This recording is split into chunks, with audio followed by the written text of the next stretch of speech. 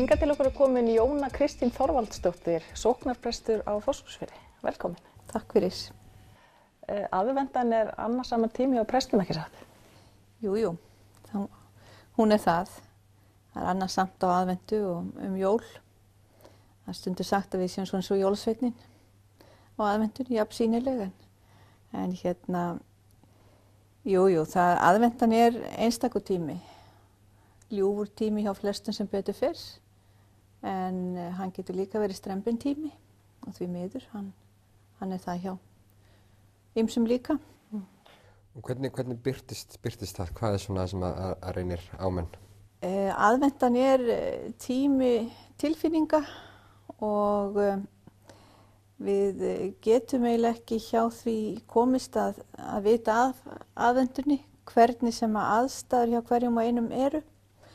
Og þar hittir aðventan okkur fyrir í okkar aðstæðum og sumir eiga erfitt á einn eða annan hátt. Það getur ýmislegt valdið því. Það eru ýmis konar erfiðleikar og svo sorgin sem auðvitað erfið á þessum tíma. Því að alveg eins og gleðin mikil getur sorgin rist djúpt. En af því að þetta líka þessi tími tilfinninga þá erum við næmari á samfélagið okkar og við finnum gjarnan vel fyrir því hvað samfélagi verður ríkara af samkennd og samstöðu og það það yndislega við aðventuna að við erum næmari á það að annar hafi kannski bágar en við og þá tilbúnara samfélagið að bregðast við heldur en oft í annan tíma. Og það sjáum við í ýmis konar aðstoð og hjálp. Og það yndislegt líka. En hvernig birtist þetta eins og hjá ykkur prestum? Eru meiri aðsókn í hvað sálgæslu viðtöl? Já, það kom mér nú óvart þegar ég var að byrja að preska fyrir margt löngu. Einmitt það að sálgæslu viðtölum fjölgar gjarnan á þessum tíma og fólk leitar af ýmsum ástæðum. Það getur einfaldlega verið vegna þess að ungt fólk sem að byrja sinn búskap að takast á við hefðir, ólíkar hefðir og hvar á að vera og hvernig á að haga hefðum og blanda þeim saman og hvað á að vera í matinn jafnvel. Já, þannig að það ýmis verkefni. Það ýmis verkefni, en þetta getur oft reynt líka á þar sem að verða breytingar á högum fólks á þessum tíma vegna missis, skilnaðar, veikinda og fjárhagserfiðleika. Og þá verið að takast á við þennan tíma kannski á nýjum forsendum og við breyttar aðstæður. Við erum mjög hefðbundin flest hver á þessum tíma, viljum sem fæstu breyta. En aðstæður okkar geta kallað á það að það allt breytt. Og þú segir þú varst að bera þeim prestskap, ekki alveg ný í faginu. Hvernig finnst þið svona aðventu helgihald og svoleiðis hafa þróast í gegnum? Sérðu breytingar? Já, við sjáum örugglega öll breytingar. Við erum miklu meira kannski að fagna allri aðventunni.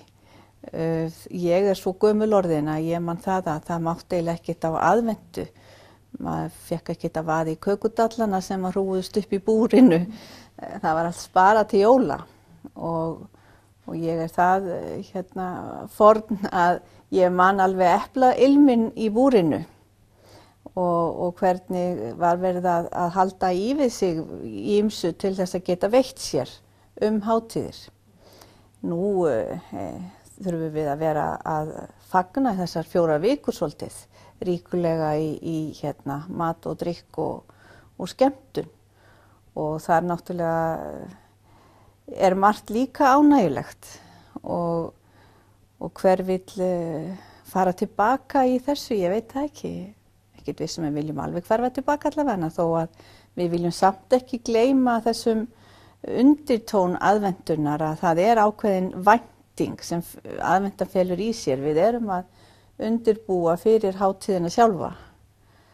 Og hérna, ég vona allavega að þessi ríka samkennd sem mér finnst svo falleg og einkenna á aðventu, við erum meðvitari þá sem eiga bágt í kringum okkur og í sorg eða einhverjum erfiðleikum og horfum til náungans með kærleika í huga sem við megum ekki gleyma í öllu öðru.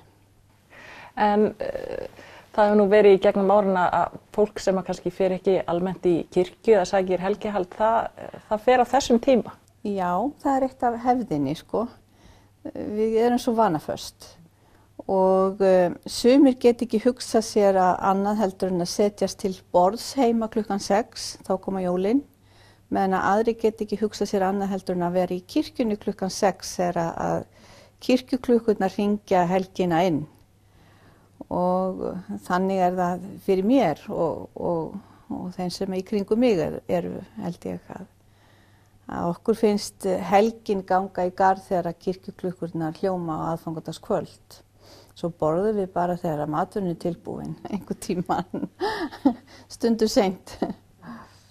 Þannig að það sinn siður á hverjum stað, sko. En hérna það ágætis kirkjusókn, það víðast hvar góð kirkjusókn og gaman að horfa yfir fulla kirkju af fólki á aðfangadagskvöld. En þar sér maður líka sorgmætt andlit, það eru ekki allir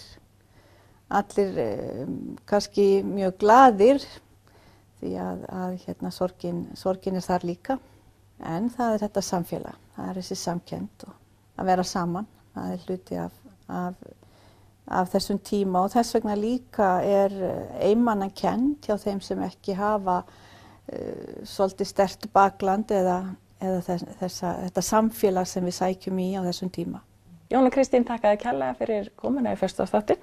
Takk sömuleiðis fyrir mig og gleðilega hátíð. Sömuleiðis. Við ætlum að enda þetta á laginu White Christmas sem þau Anja Serdok og Jón Hilmar flytja.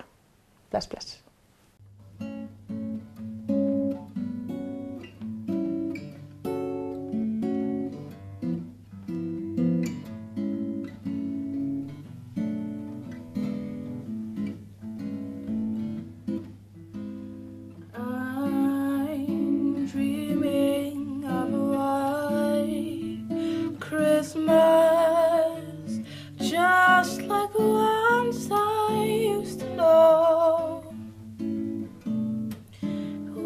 Treetops glisten and children listen to hear sleigh bells in the snow.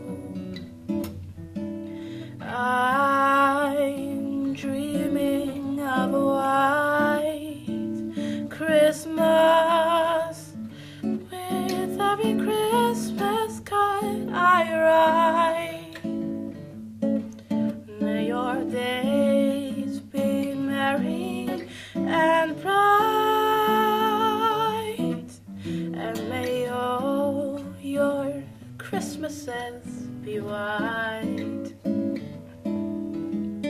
I'm dreaming of a white Christmas, just like the ones I used to know.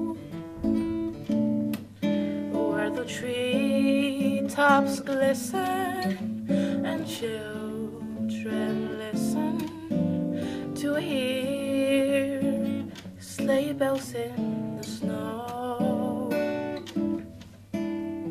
I'm dreaming of a white Christmas with every Christmas card I write. May your days be merry and bright, and may all your Christmases be white. May your days